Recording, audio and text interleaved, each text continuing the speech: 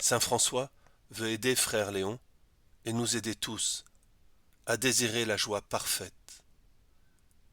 Il ne méprise pas la joie qui n'est pas encore parfaite. Dans toutes les joies de notre vie, il y a une présence de Dieu. Dieu ne méprise aucune joie. La joie de l'amour entre un homme et une femme, la joie de la fécondité, la joie de la famille, la joie fraternelle, la joie même dans le travail, la joie du métier, la joie de produire une œuvre, la joie d'un bon repas, la joie d'un verre de vin. Toutes ces situations nous invitent à entrer dans la joie. Et toute joie vient de Dieu. Joie au ciel, dit le psaume, exulte la terre à la face de Dieu, car il vient. Le royaume de Dieu est là, il est sur la terre. Pourquoi? Pourquoi Dieu vient? Pourquoi il intervient concrètement dans l'histoire des hommes, dans notre histoire, pour nous donner la joie? Et comment fait-il? Il nous invite à entrer dans sa joie. Le christianisme est une invitation à un mariage. Quelle joie de célébrer les épousailles d'un jeune homme et d'une jeune fille. Quelle joie, quelle danse, quelle fête. Dieu nous fait une proposition, il nous envoie une invitation, aujourd'hui. Il nous dit, veux-tu entrer dans ma joie? Mais où es-tu, Seigneur? Où est ta joie? Dans toutes les joies. Mais toutes les joies n'ont pas la même intensité. Il y a les joies dont nous avons parlé, et il y a la joie du retour de l'exil, qui conduit même à la joie de la Pâque. Cette Pâque qui nous donne d'expérimenter la joie de Dieu dans le cœur. Cette Pâque, cette présence de Jésus-Christ dans notre âme, la Vierge Marie a commencé à la ressentir. Lors de l'Annonciation, un ange lui a dit « Réjouis-toi, Marie, sois dans la joie, Marie, car tu vas enfanter le Fils de Dieu, Dieu même, Jésus-Christ. » Et quand elle a couru vers Élisabeth pour lui annoncer cette nouvelle, l'enfant d'Élisabeth dans son sein a tressailli de joie. Il n'y a pas de plus grande joie que d'expérimenter la présence de Jésus-Christ dans notre sein. Que nous donne cette présence du Christ en nous? La victoire sur les démons qui sont en nous. Et le plus périlleux, le plus pernicieux, le démon de la tristesse. D'où vient la tristesse? La tristesse vient de la médisance, du jugement sur autrui. Saint Jean Climac dit « Certains font le mal sans vergogne, et il en est d'autres qui, en secret, et sous l'apparence d'une grande modestie, agissent plus mal encore. Il en va de même des passions déshonorantes. Ces filles sont l'hypocrisie, la malice, la tristesse, la rancune, la médisance qui procède du cœur. Elles proposent fallacieusement tout autre chose que ce qu'elles ont en vue réellement. Après nos chutes, combattons par-dessus tout le démon de la tristesse. Il se présente à nous au temps de la prière, et, nous remettant en mémoire notre première familiarité avec Dieu, il s'efforce de détruire notre prière. Voilà. La tristesse est contenue dans le péché, mais elle se développe, elle s'exagère lorsque nous ne supportons pas avoir péché. Judas était très triste. Il était tellement triste qu'il s'est mis la corde au cou. Se suicider, c'est mourir de tristesse. C'est considérer qu'il n'y a plus rien à faire, sinon embrasser la mort, se jeter dans la mort, appeler la mort, disparaître, s'évanouir dans le néant, ne plus être, ne plus exister. Disparaître de la face du monde, de la face des autres, de la face de Dieu. Pourquoi? Parce que nous voulons disparaître de notre propre face. Nous ne nous supportons plus. Nous ne correspondons plus à l'image que nous avions de nous. Comme c'est étrange. Pourtant, n'avons-nous pas été créés à l'image et à la ressemblance de Dieu? Mais nous avons perdu cette image. Et un jour, à la faveur d'un événement, d'une pensée, d'une rencontre, d'une parole, nous découvrons l'image du diable qu'il y a en nous.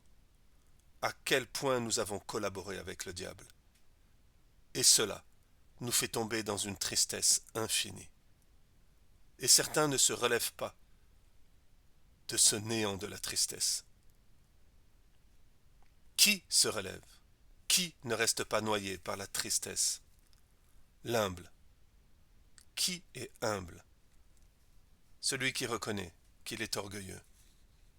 Mais que Dieu est venu sauver les orgueilleux, les pécheurs, les assassins, les fous, les malades, les égoïstes et les égocentriques, tous ceux qui, par eux-mêmes, n'arrivent pas à vivre, à aimer.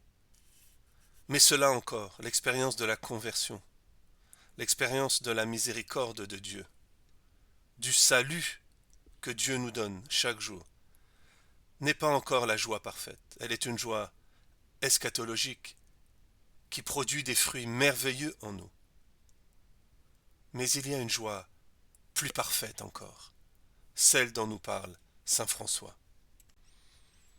Au-dessus de toutes les grâces, au-dessus de tous les dons de l'Esprit Saint, et le Seigneur en donne beaucoup tous les jours, à qui le veut. Au-dessus de tous ces dons, il y a une joie plus parfaite, qui est celle de se vaincre soi-même pour l'amour du Christ, c'est-à-dire de supporter les peines, les injures, les opprobres, les incommodités, le fait de ne pas être aimé par les autres, le fait d'être oublié par les autres, le fait d'être violenté par les autres. Pourquoi saint François dit cela? Parce que tous les dons dont nous avons parlé sont des dons que le Seigneur nous donne précisément. C'est Dieu qui nous donne ces dons spirituels. Qu'avons-nous que nous n'avons pas reçu de Dieu? Mais la joie parfaite, ce n'est pas encore cela. Ce n'est pas le fait de recevoir un don spirituel de Dieu, qui procure déjà une très grande joie. La joie parfaite, c'est la rencontre entre la liberté de Dieu et la mienne. Il n'y a pas de joie parfaite si nous ne désirons pas, si nous ne voulons pas, si nous ne donnons pas notre liberté. Mystérieusement, saint François et le christianisme remettent au centre le sujet, la subjectivité. Il faut faire très attention parce que Jésus-Christ est venu dénoncer l'idole de nous-mêmes. Il est venu briser l'égolâtrie, cette idole de notre jeu que nous avons tous. Mais il n'est pas venu écraser notre jeu, notre moi, notre identité. Il est venu révéler à l'intérieur de lui les stratégies du diable. Mais il n'est pas venu écraser notre identité. Parce que notre identité, c'est notre liberté. Et sans notre liberté, nous ne pouvons pas éprouver la joie parfaite. C'est pour cela que saint François nous dit: où puis-je trouver la joie parfaite? Dans la croix. Mais la croix ne s'impose pas. La croix n'est pas une obligation. La croix n'est pas un précepte moral. La croix n'est pas une condamnation. La croix, c'est le désir profond d'embrasser Dieu, d'aimer Dieu. Et nous ne pouvons pas prendre notre croix, forcer, et personne, pas même Dieu, ne peut nous contraindre à prendre notre croix. C'est pour cela que nous goûtons très peu la joie parfaite. Le plus souvent, nous vivons le christianisme comme une imposition, une malédiction, une condamnation. Il faut prendre la croix. Il faut porter sa croix. Il faut, et le Christ nous dit, il ne faut rien. Ma croix est une proposition, une invitation à entrer dans les noces de l'agneau. Seulement celui qui accepte d'entrer dans la pauvreté, dans la persécution, parvient à la joie parfaite. Parce qu'il n'y a qu'une liberté qui peut, librement, choisir la pauvreté et la persécution. Personne ne veut la pauvreté et la persécution. C'est pour cela que Dieu a caché son Fils dans la pauvreté et dans la persécution, parce que ne pourront le rencontrer que ceux qui le veulent, que ceux qui le désirent, qu'une âme libre.